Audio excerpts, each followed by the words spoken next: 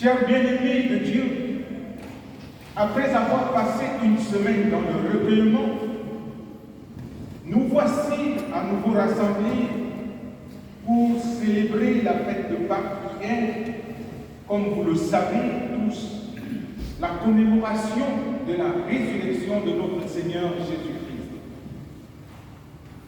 Si Jésus n'était pas ressuscité, l'histoire se serait arrêtée là et on n'en parlerait plus. Je ne suis même pas sûr que l'histoire aurait mentionné la présence de ce personnage. C'est dire l'importance que revêt cet événement pour notre foi. Il en est le fondement.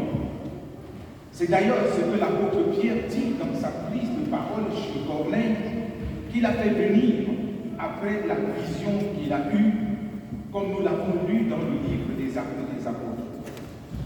Avec des mots simples, il retrace le parcours de Jésus à travers son ministère, ses souffrances, sa mort et sa résurrection, et aboutit au salut qu'il offre et ouvre à toute l'humanité. Il le dit en ces termes: tous les prophètes rendent de lui le témoignage que toute personne qui croit en lui reçoit par son nom le pardon des péchés. Le texte de Jean que nous avons lu, quant à lui, rentre dans les détails du jour de la résurrection du Seigneur et nous en fournit quelques-uns. Il nous apprend qu'au premier jour de la semaine, après la crucifixion et la mise au tombeau de Jésus, Marie de Magdala se rend au sépulcre de bon matin, alors qu'il fait encore sombre. Avant d'aller plus loin, remarquons que dans son récit, Jean parle de Marie de Magdala toute seule, tandis que chez les autres évangélistes, ce n'est pas le cas. Matthieu mentionne 2 femmes, Marc 3 et Luc plusieurs. Il ne vous a pas échappé que les 4 évangélistes racontent la même histoire vue sous des angles différents, chacun ayant une orientation qui lui est propre. Arrivée donc au tombeau, elle constate que la pierre qui était placée à l'entrée a été enlevée. Sans se faire prier, elle court voir Simon-Pierre et l'autre disciple que Jésus aimait, comme le décide Jean dans son évangile, et leur annonce la nouvelle en ces termes: ils ont enlevé du sépulcre le Seigneur et nous ne savons où ils l'ont mis. C'est le verset 2 de Jean 1. Cette déclaration, frères et sœurs de Marie de Magdala, nous révèle un certain nombre d'informations. Premièrement, en utilisant la 3e personne du pluriel, il, Marie de Magdala ferait allusion au chef religieux qui, comme on peut le voir en Matthieu 27, les versets 62 à 66, redoutait une tentative des disciples de dissimuler le corps de Jésus pour dire ensuite qu'il est ressuscité. Deuxièmement, ayant vu que la pierre était roulée, Marie de Magdala serait soit entrée dans le sépulcre pour constater l'absence du corps, soit tout au moins se serait penchée pour regarder l'intérieur et remarquer cette absence de corps. Sinon, comment aurait-elle su qu'il n'était plus là? Ça laisse donc penser que les disciples n'étaient pas, à proprement parler, les premiers à pénétrer dans le tombeau. Troisièmement, l'utilisation de la première personne du pluriel, nous, dont nous ne savons où ils l'ont mis, pourrait signifier que Marie de Magdala n'était pas toute seule. Pourquoi Jean a-t-il donc choisi de la nommer et présenter seule au début de ce texte? On n'en sait rien, puisque notre texte ne nous en dit pas plus. Dans la suite du récit, Simon-Pierre et l'autre disciple se rendent à leur tour au tombeau et constatent également qu'il est vide, avec ces quelques précisions assez troublantes.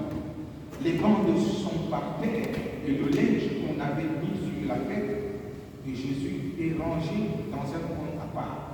Donc, ça ne saurait être un enlèvement ou un vol de cadavre.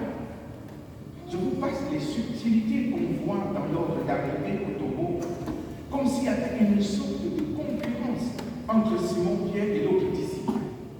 Mais Jean prend soin de mentionner que l'autre disciple entre après Simon-Pierre, voit et croit. Et la question est de savoir ce qu'il croit. Il y en a qui pensent au croire de la foi, mais je me demande s'il ne s'agirait pas de croire ce qu'a dit Marie de Magdala au sujet du tombeau vide. Surtout qu'au verset 9 de notre texte, il est dit « Car il ne comprenait pas encore que selon l'Écriture, Jésus devrait ressusciter des morts. » Comme nous pouvons le constater, frères et sœurs, il n'était pas évident pour les disciples de réaliser que leur maître est ressuscité des morts, comme il l'avait dit. Malgré de nombreuses annonces, personne ne s'en souvient vraiment, parce que pareille chose n'était pas survenue avant. Que l'Écriture nous dise est une chose. Le fait que cela s'accomplisse sous leurs yeux est tout à fait autre chose. On serait même tenté d'affirmer que la foi naît véritablement chez les disciples avec la résurrection de leur maître. D'ailleurs, comment pouvait-il en être autrement? Parfois, nous avons envie de dire que c'était plus facile pour eux à cette époque-là que pour nous aujourd'hui.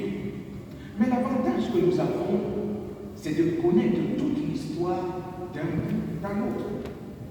C'est l'histoire de l'amour de Dieu pour nous. Le but des évangiles, c'est que nous croyons que Jésus-Christ est le Messie de Dieu, venu pour nous sauver de nos péchés et nous conduire au Père. C'est lui qui fait de nous des enfants de Dieu. Entendez, des citoyennes et des citoyens du royaume de Dieu. En ce jour de Pâques, chacune et chacun de nous devrait interroger sa foi de manière saine en se posant des questions telles que qu'est-ce que je crois? Quel lien y a-t-il entre le Christ ressuscité et moi? En quoi puis-je dire je suis mort et ressuscité avec le Christ? Ne suis-je pas en train de résister à quelque chose dans ma vie que Christ voudrait faire mourir? Par exemple, la rancune, l'orgueil, la convoitise, la colère, la haine, l'indifférence, et j'en passe. La résurrection de notre Seigneur est la préfiguration à notre propre résurrection future. En attendant cette résurrection future, il peut y avoir des aspects de notre vie qui sont comme morts et ont besoin de revivre. Alors, quel aspect de ma vie voudrais-je voir le Christ ressuscité? Frères et sœurs, Pâques, nous le disons, est la fête de l'espérance. Mais l'espérance dont on parle dans l'Évangile n'a rien à voir avec simplement l'espoir. L'espérance fait appel à tout un projet. C'est-à-dire que mon espérance s'accomplit dans le projet que Dieu a pour son peuple. Dieu a un projet de vie et il le décrit tout au long, n'est-ce pas, des Écritures. Je connais les projets, disait le prophète Jérémie, que j'ai formés sur toi. Projet de paix et non de malheur, afin de te donner un avenir et de l'espérance. Dieu a un projet de paix pour nous. Lorsqu'on parle d'un projet de paix, on peut logiquement se demander, et si Dieu a un projet de paix, pourquoi tant de guerres, de bruits de guerre et ces soulèvements autour de nous? En fait, la paix dont Dieu fait mention dans les Écritures est premièrement la paix intérieure. La paix avec soi-même, la paix avec Dieu et la paix avec l'autre. Car si on n'est pas dans une dynamique de paix avec Dieu, on ne peut pas être en paix avec soi-même. Puisque c'est cette paix qu'on a de Dieu, comme Jésus dit, je vous donne la paix, je vous laisse la paix, qui n'est pas comme celle que donne le monde. Cette paix nous donne d'entrer, de comprendre et d'accueillir la paix que Dieu donne dans notre cœur, et ça nous donne d'être en paix avec nous-mêmes, de nous accepter parce parce que Dieu lui-même nous accepte. Et ainsi, nous pouvons accepter l'autre et travailler à la paix. Cette espérance que le Seigneur nous apporte n'est pas un vrai mot. Quand nous parlons du Christ, quand nous pouvons nous réunir aujourd'hui pour célébrer le Christ ressuscité, c'est parce qu'il est vraiment ressuscité. Et il veut donner son vrai sens à notre vie. Il veut changer la mort qui nous habite en vie. Quand on parle de la mort, ce n'est pas simplement la mort physique. Il s'agit de la mort éternelle. Dieu, dans son amour, a envoyé Jésus-Christ pour que nous soyons sauvés. Et la Bible nous dit qu'il n'est pas venu pour nous juger. Ce n'est pas encore le temps de jugement, mais il est venu pour nous sauver. C'est ce qu'on pourrait dire le point d'ordre à l'amour de Dieu, manifesté en Jésus-Christ. Dieu nous a aimés. Il a envoyé son Fils qui est mort sur la croix pour nos péchés. Et aujourd'hui, nous pouvons nous réunir pour célébrer la victoire de la vie sur la mort, la victoire de la lumière sur les ténèbres. Et Dieu nous donne cette main et nous invite à choisir la vie. Alors, frères et sœurs, ce que je disais tantôt, c'est que cette Pâques nous soit l'occasion pour chacun de nous de se poser cette question. Quelle est donc ma relation personnelle avec ce Christ ressuscité? Il n'est pas question de demander si on est baptisé ou pas. Il n'est pas question de demander si on est chrétien, entre guillemets, pratiquant, comme on a coutume de le dire, ou pas.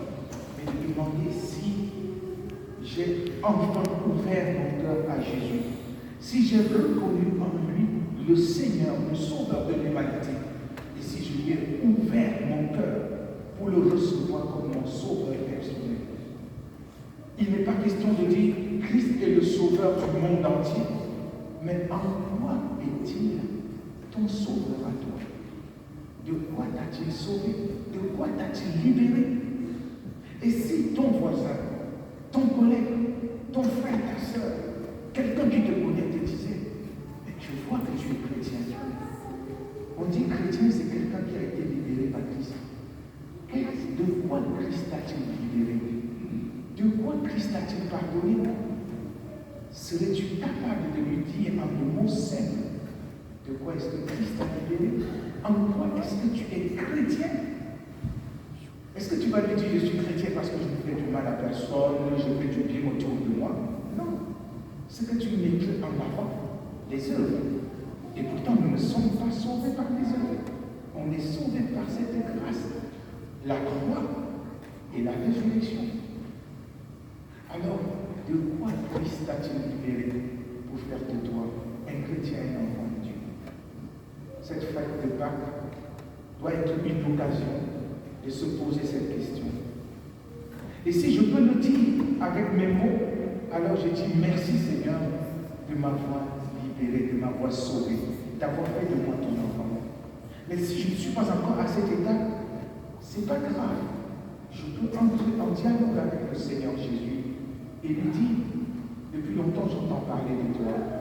Alors je voudrais parler avec toi de ma vie. Mon frère, ma soeur, ne continue pas à fuir devant la main de Dieu qui est tendue pour t'appeler à une véritable repentance. Dieu t'aime tel que tu es, avec tes contrariétés, avec tes doutes, avec tes peurs. Et il a besoin de te rassurer et de te donner une vivre d'espérance. Alors accepte sa main. Entre dans cet espace d'intimité avec lui, dans ta chambre, dans un espace où tu seras rassuré, et parle avec lui comme tu parlerais avec un ami. Car Jésus-Christ a fait de nous des amis, des enfants de Dieu. Parle avec le Seigneur. Ne continue pas à fuir. Ne continue pas à te cacher. Ne continue pas à donner au monde l'impression de ce que tu n'es pas. Parce que ce qu'on appelle les principes du monde ne sont pas les principes du royaume. Dans le monde, il y a des codes. On fait tout pour entrer dans les cases. On fait tout pour paraître. Et pourtant, quand on est tout seul, on souffre. Arrêtons de nous voiler la face et accueillons le Dieu vivant qui, par sa résurrection, nous ouvre à une nouveauté de vie. Que Pâques soit pour nous l'occasion d'entrer véritablement en dialogue avec Dieu. Et ce n'est qu'à partir de ce moment que nous pouvons être des porteurs de bonnes nouvelles auprès des autres. Car nous ne pouvons pas aller dire aux autres ce que nous ne vivons pas. Nous ne pouvons pas apporter aux autres ce qui n'a pas d'impact dans notre vie. Nous serons seulement en train de leur prêcher la morale. Et c'est ça qui révolte notre monde. Parce que quand on leur parle de l'évangile, ils pensent tout de suite à la morale, aux interdits. Ils se disent, ah, la religion, c'est pas mon truc. Parce qu'on parle de ne fais pas ci, ne fais pas ça. Mais non, au lieu de nous enfermer, la résurrection du Christ nous s'ouvre à la véritable liberté. C'est ce que l'évangile de Jean traduit lorsqu'il parle, n'est-ce pas, de Jésus qui est le bon berger, la porte des brebis, où on peut entrer et sortir sans peur. Dieu nous libère de nos peurs, il nous libère de nos frustrations, il nous libère de tout ce qui nous tient captifs et nous rend notre véritable liberté. La liberté se trouve en Dieu seul, et c'est Jésus qui la donne. Alors, frères et sœurs, que cette fête de Pâques, aujourd'hui, soit pour vous un nouveau départ. Le Seigneur vous tend la main, il vous aime tel que vous êtes, mais lui seul peut faire de vous ce qu'il veut.